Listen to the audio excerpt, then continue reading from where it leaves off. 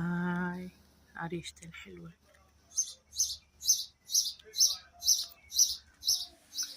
وهيك اليوم طلعت حواشت عريشتي ما شاء الله.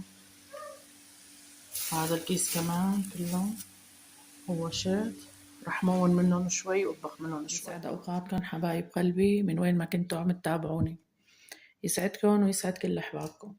اليوم انا حوشت العريشة عندي وسلقتهم، عندي عريشة بلدية سلقتهم بس غطستهم بالمي وشلتهم. حوشت كمية منيحة كيلو وشوي. هون شرشتهم بمي وملح للمونة لأنه الكمية كبيرة علي، وخليت تقريبا شي 600 جرام ورق. هلا بدي أحضر أنا وياكم الحشوة. هلا عندي 600 جرام، حطيت 3 كاسات رز تقريبا نص كيلو، حبة قصيرة مصرية صغيرة، غسلتهم منيح لصارت المي تبعهم بيضة. وهون عندي نص كيلو لحمة ناعمة مدهنة، وحطيت معاه خشنة، أنا هيك بحب إنه تكون مشان تبين اللحمة. هون لحمة غنم شوي خشنة وشوي ناعمة، نص كيلو. هلا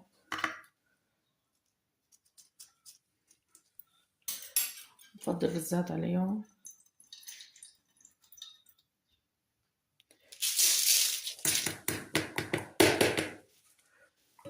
وللحشوة نحتاج بنحط لها ملح، معلقتين مقوبعين ملح.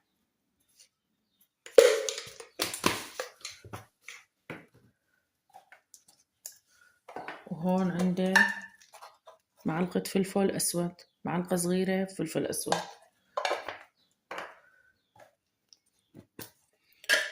وهلا موجود عنده أصفر يحط أصفر، أنا رح أحط كركم، هو ما بيعطي طعمي بس لون. حطيت معلقة صغيرة، بحط شوي صغيرة تاني. هذا المكون اختياري.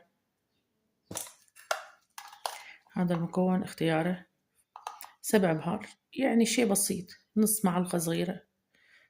أنا هيك بحبها يعني مع ال7 بهار، بس بهارات ما بدها غير هيك. نص كاسة الشاي زيت أبيض عشان يفرفد الرز وما يعجن، ومعلقة سمنة.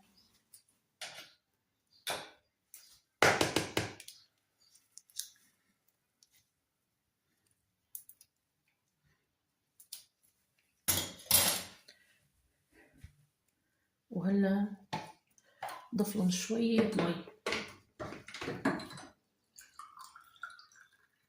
المي ليش؟ عشان اللحمة تتفرفد مع الرز، والرز ما يتكسر أنا عم بفركه.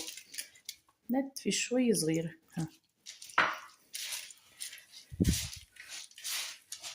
هلا نخلطهم منيح.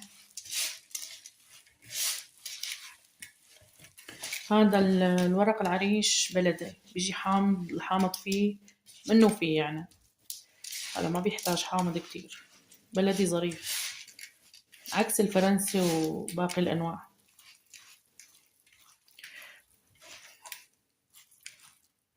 هلا حبايبي خلطتها بهاي الطريقة. هلا نوه عن شغلة، أي حدا شو استطاعته في حط لحمة.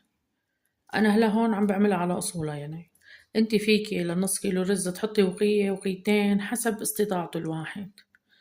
هلا أنا للأمانة بين اليبرة يعني أسفل اليبرة ما راح أحط لا ضعطيمة ولا لحمة، بدي أحط ليا هي طيبة مسقسقة ومنغنغة يعني بالدهن تبعه، يعني ما راح أضيفها شيء أبدا، لا تعظيمة ولا لحمة ولا شيء، بس اللحمة اللي موجودة ضمن جوا اليبرة، وبدي أحط لها شرحات ليا. وهلا بنحط الحشوة، ما بنكتر لأنه الرز معنا منقوع. بنحطها على القفا. عم بقول هاي المعلومات للبنات اللي ما بتعرف تطبخ أو ما بتعرف تلف يبرة. خبروني مين بيحب الورق العنب مثله. من أفضل وأطيب الأكلات لقلبي أنا. اكتبوا لي بالتعليقات.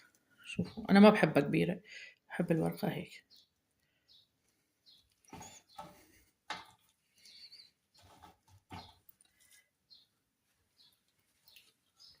هيك تقعدي تلفي ورق عنب تحطي لك شي مسلسل قدامك، ما بتحسي بالوقت أبدا إذا ما عندك حدا يساعدك باللف. هيك بهي الطريقة.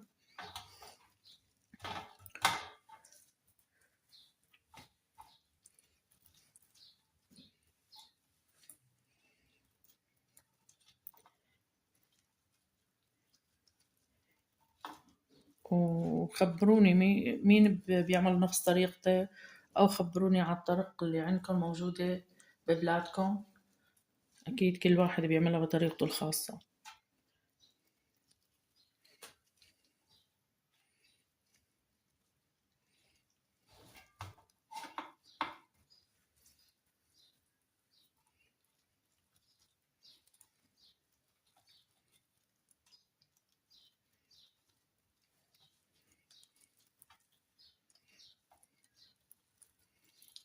هلا بخلص كل الكمية وبرجع لكم. شوفوا ما أحلاهم، شوفوا اللون تبعه، ورق عنب فريش. بنحطها هيك، بنحطها هيك.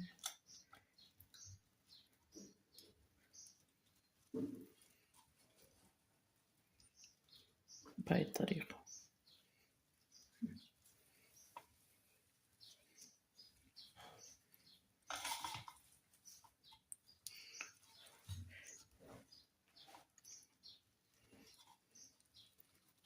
بخلص كل الكمية وبرجع لكم. حبايب قلبي بعد ما خلصت لف الكمية كلها، زاد عندي شوية حشوة، رجعت جددت حشوة، حطيت لهم كاسة وجبت كيلو كوسة وتبلتهم وعملتهم كتير طيب مع اليبرق. وهون عندي شرحات اللي هي مشرحتهم، تبلتهم بملح وفلفل. وهون عنا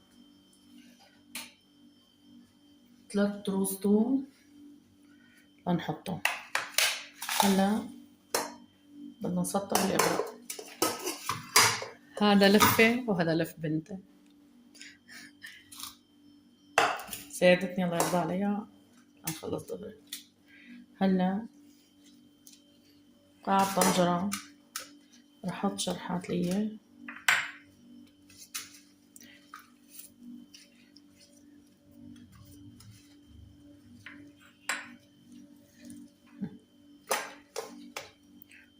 رح سطر الإبرة. بسم الله.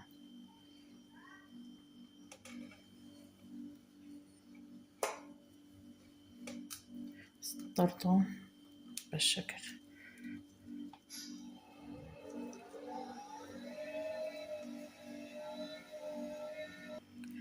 وهلا هيك حطيت الثوم هون واضح عنكم.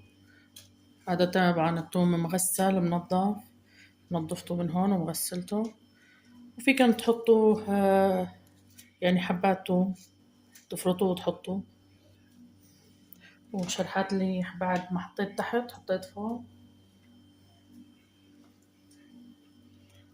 هلا هيك بسطر باقي الكمية.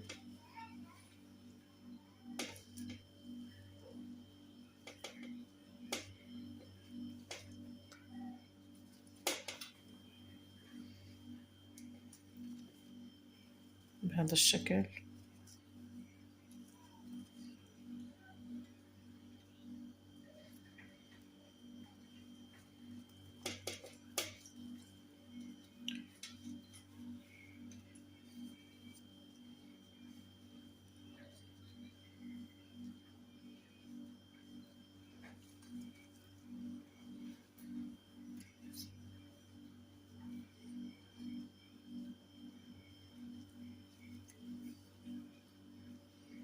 هيك سطرناهم بهي الطريقة.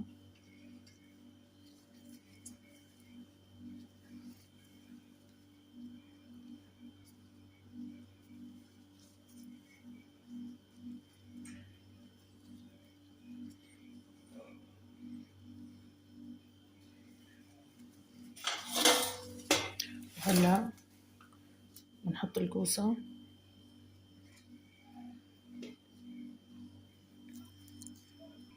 وهلا حبايبي سطرتهم هيك بهذا الشكل.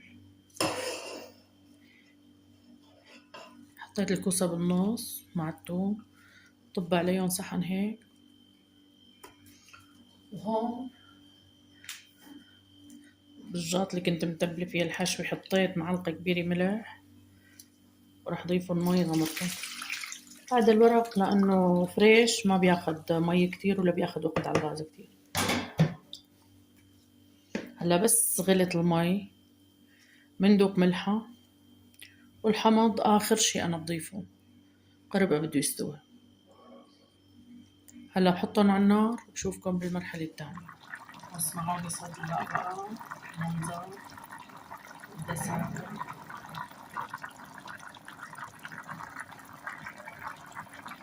شي بيشهي النتيجة النهائية لليبرة. شوفوا المرقة، شوفوا الدسامة وهدول الكوسايات.